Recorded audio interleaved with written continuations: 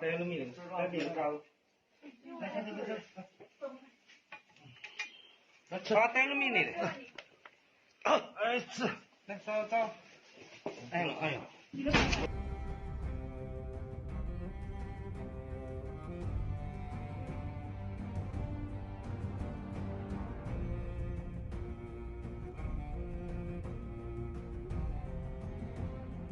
黑龙江省佳木斯市最近病例暴增。4月2号，当地向阳区物业指导中心在微信向阳区物业企业工作群发出紧急通知，说按照刚刚结束的防控会议要求，由于境外输入和无症状者呈几何式增长，防控形势回潮，各物业企业今晚连夜检查小区封闭围挡，能硬封闭的全部硬封闭。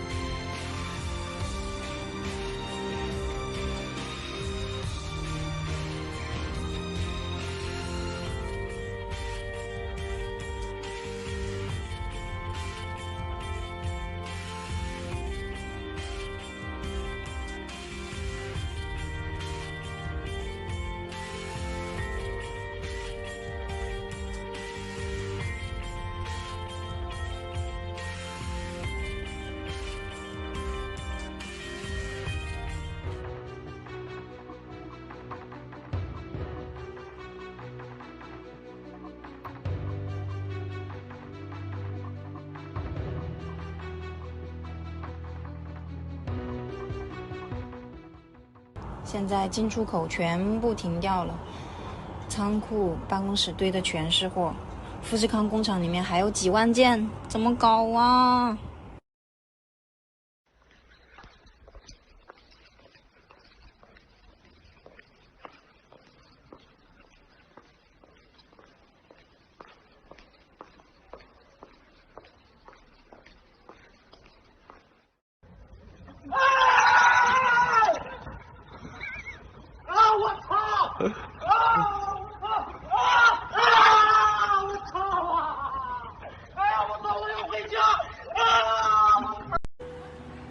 蛮开心，蛮激动的。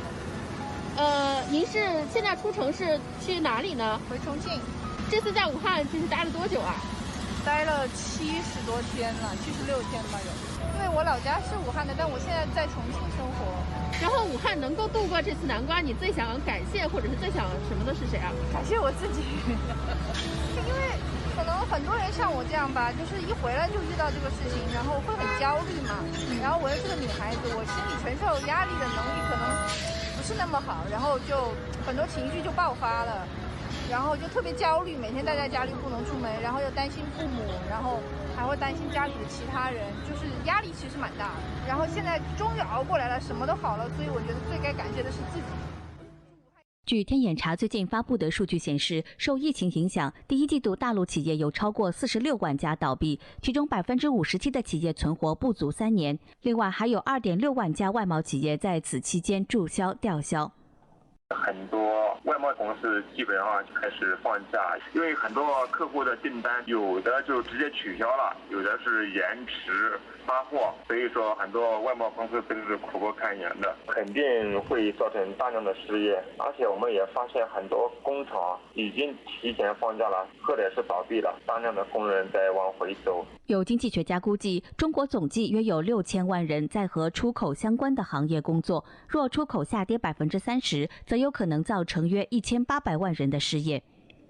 相对全球都是很大的影响。中国出口源头被堵住的话，整体的国民经济当然是受到重大的影响。复工返乡这个情况呢，因为广东的劳动局的那个文件中，我看到广东的工厂可能有80%陆续的关闭，复工可能要到8月份以后。疫情还打击了中国很多行业和商铺，有大陆民众指出，失业潮将使没有积蓄的人，还有背负房贷等债务的人生活陷入绝境，引发社会动荡。生意不是很好，很多订单没有，每个人都要勒起裤带过一段苦日子，除非那些财大气粗的，不然的话基本上也都是要凉凉了。旅游业冲击是最大的，实体店的冲击，我感觉他们的转换率非常之高。最近网上视频显示，嘉信外贸厂倒闭，员工等零遣散费。江苏无锡一家公司没订单，资金断裂，老板突然跑路。另外，大批的复工人员没有工作，因此广州火车站出现返乡潮。万和城修空调掉下来，已经没有呼吸了。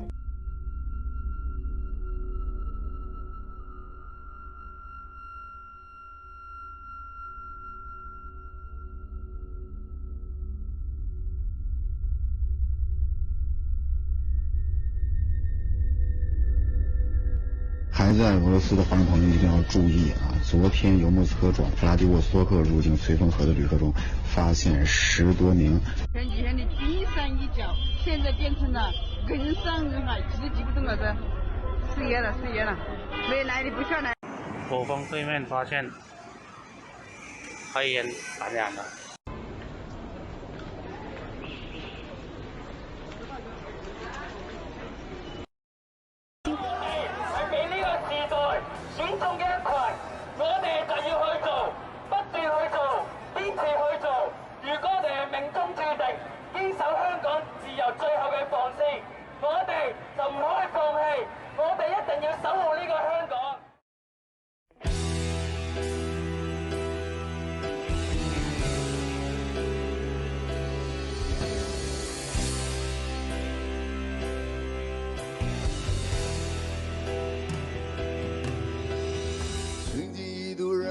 告诉你说你是未来的主人物，在红橙黄绿的世界里，你是未来的主人物，在每一张陌生的面孔里寻找儿时的光荣。因为我们的孩子们太少，他们什么都不懂。我听到无言的抗议在他们悄悄的睡梦中。我们不要一个被科学体系污染的天空，我们不要被你们发明变成电脑儿童。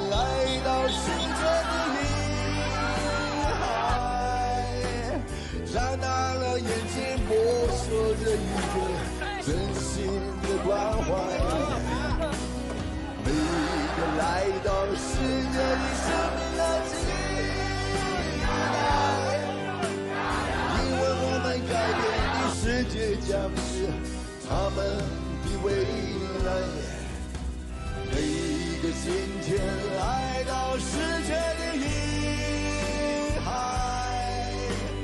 张大了眼睛，摸索着一个真心的关怀。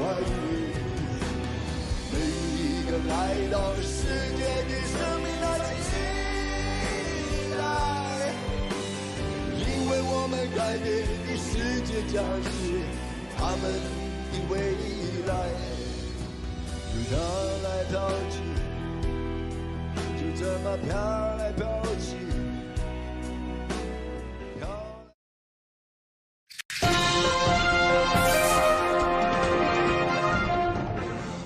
The UK is uniting behind Prime Minister Boris Johnson, who's now in a stable condition but still in intensive care. The UK has seen its largest daily death toll so far, 786 lives lost. The nation's count now past 6,000. None of us have ever seen anything like this. Thousands of patients facing the same fight as their Prime Minister. After 5 consecutive days of fewer and fewer new deaths, Spain saw a sharp increase in coronavirus fatalities on Tuesday. As total French fatalities from the virus passed 10,000 on Tuesday, President Macron was listening to the concerns of medical centre staff. One detailed how a lack of protective gowns is the main problem here. The pandemic continues to challenge European democracy, and Poland's right-wing government is pressing on with presidential elections next month, despite a chorus of public and political opposition. Everything happened very quickly. In un primo momento non sembrava questo Covid. Army comes and say nobody can enter, nobody can exit. This is just a tiny village, completely sealed off from the rest of the country. The WHO, that's the World Health Organization, receives vast amounts of money from the United States, and we pay for a majority, a biggest portion of their money. And they actually criticized and disagreed with my travel ban, and they were wrong. They've been wrong about a lot of things. And they had a lot of information early, and they didn't want to, they seem to be very China-centric. And if you look back over the years even, they're very much, everything seems to be very biased toward China. Yep. Senator, the president is slamming the World Health Organization. I'm sure you know that. He says they've been routinely wrong. He said they were strongly against the travel ban back in January. He says that everything is positive toward China. They're not giving us the right information, and that the U.S. is the primary funder of that organization. We give the most money, but yet we don't get the most help, he says. So he's talking about cutting funding. Lindsey Graham says he's definitely going to do that. What do you say? Well, a couple things. On the World Health Organization, let's remember that on the front lines, they have people all over the world that are doing a phenomenal job in terms of epidemiologists that are doing research and so forth. Our problem's with the leadership, because the World Health Organization serves an important purpose. Unfortunately, it has been politicized. China has undertaken an effort over the last 15 years to sort of infiltrate and exert influence over international organizations at the UN and, of course, the World Health Organization. And what you saw early on in this pandemic is they went to China and came out saying that China's doing a great job, everything they're saying is true, and then condemning not just the U.S., but also condemning any country that considered bans on travel from or to China.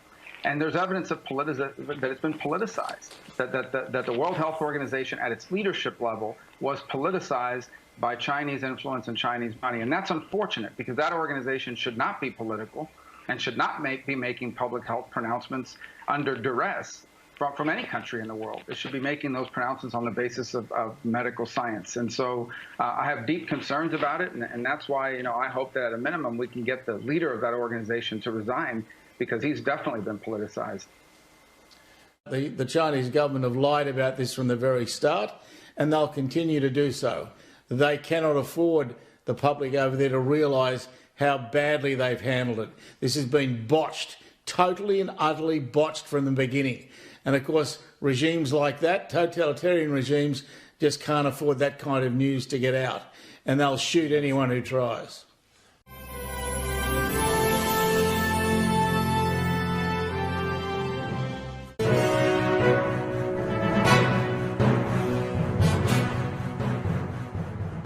By the way, Josh Rogan over the Post is the single best columnist about all of this in regards to the Chinese Communist Party and understanding. He understands at a very deep level. This is about the freedom of the Chinese people. It's not about opposing the Chinese people. It's opposing the dictators. And he is a fantastic columnist. That's the Harris-Harvard poll.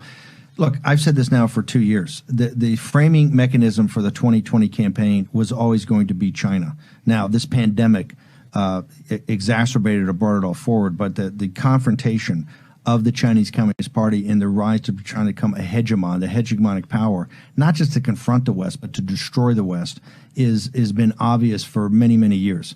And now you have it in living daylight. You can't avoid it. It's right there. We have to deal with the situation that our elites, by and large, from Wall Street to corporate America to the political class, there are many, many elites, our institutions are bought and paid for with Chinese Communist Party blood money. Okay, that's just it's an unpleasant fact, But it's all, and I keep saying, it's all going to come out.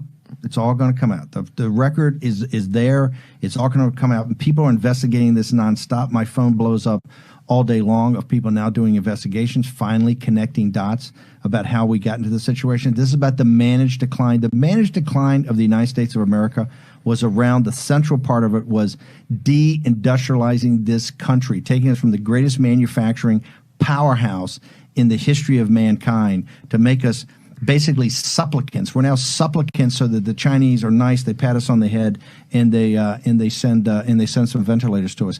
I chose my words carefully, but I meant this concept about premeditated murder. This comes off the breaking exclusive news story in the New York Post the other day, which basically cites the customs and border that you can go online and we monitor of what China did. What happened is they did not tell the Chinese Communist Party, being it was their biological Chernobyl, did not inform the world and suppressed the information until it started to break out around Chinese New Year's, where they couldn't hold it back anymore, because the greatest migration in history every year is the 500 million people in China that go home to be with their family and be with their folks. And so when they couldn't do that, but at the same time, what the Chinese Communist Party was doing was ordering around, they vacuumed up from Europe, the United States, and essentially Brazil. We'll get other data later about India, but they swept up, at least from those three big zones, they swept up all the personal protective equipment, the PPE, the masks, the gloves, the outer garments, all of that. So they swept it up so they would have it in a strategic stockpile, be able to bleed it back to the world, understanding a pandemic was coming.